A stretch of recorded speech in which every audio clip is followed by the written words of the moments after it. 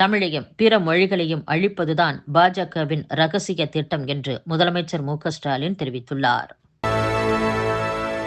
முதலமைச்சர் மு.க.ஸ்டாலினின் தாயார் தயாளு அம்மாள் நேற்று இரவு திடீரென மூச்சு திணறல் ஏற்பட்டு உடனடியாக சென்னை 1000 விளக்கு பகுதியில் உள்ள அப்பல்லோ மருத்துவமனையில் சேர்க்கப்பட்டுள்ளார். அவருக்கு தொடர்ந்து சிகிச்சை அளிக்கப்பட்டு வருவதாக தகவல் வெளியாகியுள்ளது.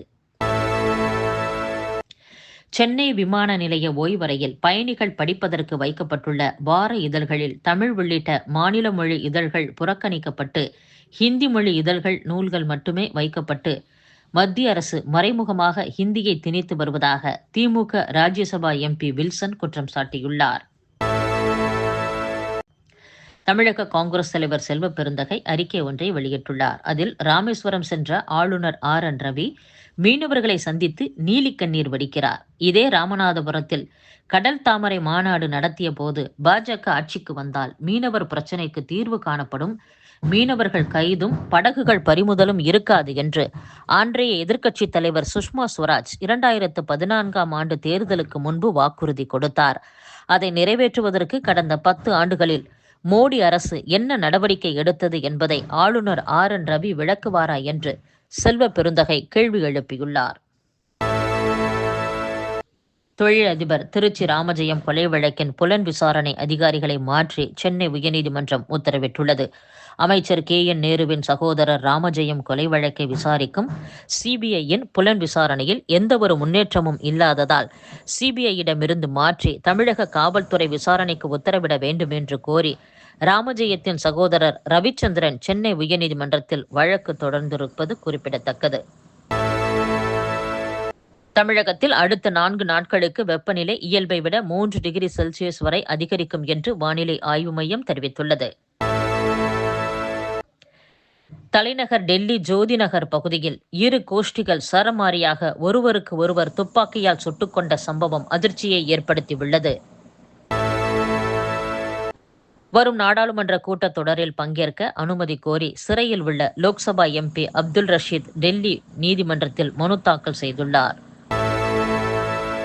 திறமையான இந்திய மாணவர்களால் பொருளாதார வளர்ச்சியை பல நாடுகள் அடைந்துள்ளதாக குடியரசுத் தலைவர் திரௌபதி முர்மு கூறியுள்ளார். இந்திய மாணவர்கள் தங்களுடைய திறமையை நம்முடைய நாட்டிலும் பயன்படுத்த முயற்சிக்க வேண்டிய தேவை ஏற்பட்டுள்ளது என்றும் குடியரசுத் தலைவர் திரௌபதி முர்மு பேசியுள்ளார். இந்திய ரயில்வேயின் பொதுத்துறை நிறுவனங்களான இந்திய ரயில்வே உணவு வழங்கல் மற்றும் சுற்றுலா நிறுவனம், இந்திய ரயில்வே நிதி நிறுவனத்திற்கு நவரத்ன அந்தஸ்து வழங்க மத்திய அரசு ஒப்புதல் அளித்துள்ளது. துணை முதலமைச்சர் ஏக்நாத் ஷிண்டேவுடன் மோதல் போக்கு எதுவும் இல்லை என்று மகாராஷ்டிரா முதலமைச்சர் தேவேந்திர பட்னவிஸ் தெரிவித்துள்ளார். சிவசேனை மூத்த தலைவர் சஞ்சய் ரவுத் இதுபோன்ற திரைக்கதைகளை எழுதி வருவதாகவும் அவர் விமர்சித்துள்ளார். உக்ரைனுக்கு வழங்கி வந்த நிதி உதவிகளை நிறுத்துவதாக அமெரிக்கா அறிவித்துள்ளது. போரை நிறுத்தும் நடவடிக்கையாக நிதி உதவி நிறுத்தப்பட்டிருப்பதாக வெள்ளை மாளிகை அதிகாரி கூறியுள்ளார். பாகிஸ்தான் முன்னாள் பிரதமர் இம்ரான் கான் தனிமை சிறையில் அடைக்கப்பட்டுள்ளதாக அவரது கட்சி குற்றம் சாட்டியுள்ளது.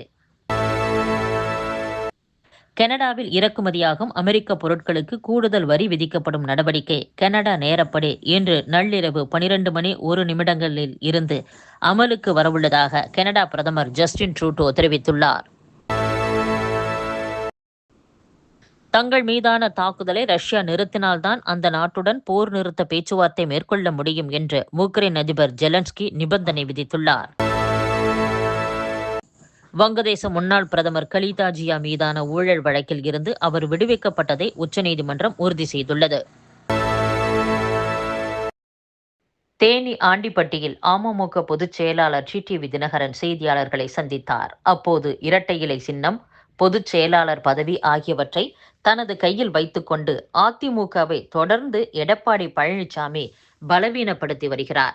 வழக்குகளில் இருந்து தன்னை காப்பாற்றிக் கொள்வதற்கு திமுக அரசுக்கு அவர் சுயநலமாக அதிமுகவை பயன்படுத்துகிறார். பணபலம், படைபலம், இரட்டை இலை சின்னம் ஆகியவை இருக்கிறது என்று வாயை பொத்திக்கொண்டு எடப்பாடி பழனிசாமிக்கு காவடி தூக்குபவர்கள் விழித்து கொள்ள வேண்டும்.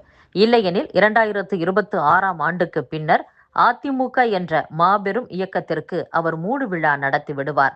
லாட்டரி சீட்டில் பரிசு விழுந்ததைப் போல முதலமைச்சர் பதவியை பெற்றுக்கொண்டு பதவியை கொடுத்தவர்களுக்கு துரோகம் செய்தவர்தான் எடப்பாடி பழனிசாமி. துரோகத்தை தவிர வேறு எதுவும் தெரியாத அவர் மற்றவர்களை துரோகி என்று பேசுவது நகைச்சுவையாக உள்ளது. இன்னும் சொல்ல போனால் விசுவாசமானவர்கள் எல்லோரும் அவருடைய அகராதியில் துரோகிகளாக தெரிகிறார்கள். வருங்கால அரசியல் வரலாற்றில் துரோகம் என்ற சொல்லுக்கு உவமையாக இருக்கக்கூடிய பெயர் என்றால் அது எடப்பாடி பழனிசாமியாகத்தான் இருக்கும் என்றும், பொது இடத்தில் எப்படி பேச வேண்டும் என்று தெரியாமல் வாய்க்கு வந்ததை நாம் தமிழர் கட்சியின் தலைமை ஒருங்கிணைப்பாளர் சீமான் பேசி வருவதாகவும், அவரது பேச்சை அருகில் உள்ள பெண்கள் எப்படி சகித்துக் கொள்கிறார்கள் என்று தெரியவில்லை என்றும், சீமானுடைய பேச்சால் ஒரு அரசியல் கட்சி தலைவராக அனைவருக்கும் தலைக்குனிவு ஏற்பட்டுள்ளது என்றும் டிடிவி தினகரன் பேசியுள்ளார். ராமநாதபுரத்தில் கணக்கில் வராத 5.60 லட்சம் ரூபாய் பணம் பறிமுதல் செய்யப்பட்டது குறித்து ராமநாதபுரம் நெடுஞ்சாலைத்துறை உதவி கோட்ட பொறியாளர் அலுவலக அதிகாரிகளிடம் லஞ்ச ஒழிப்புத்துறை போலீசார் விசாரணை நடத்தி வருகின்றனர். அதேபோல தூத்துக்குடியில் லஞ்சம் வாங்கிய சார்பதிவாளரிடமும் விசாரணை நடத்தப்பட்டு வருகிறது. அரசு அலுவலகங்களில் லஞ்ச லாவண்யங்கள் தலைவிரித்து ஆடுவதாக பொதுமக்கள் அடுக்கடுக்கான குற்றச்சாட்டுகளையும் புகார்களையும் தெரிவித்து வருகின்றனர்.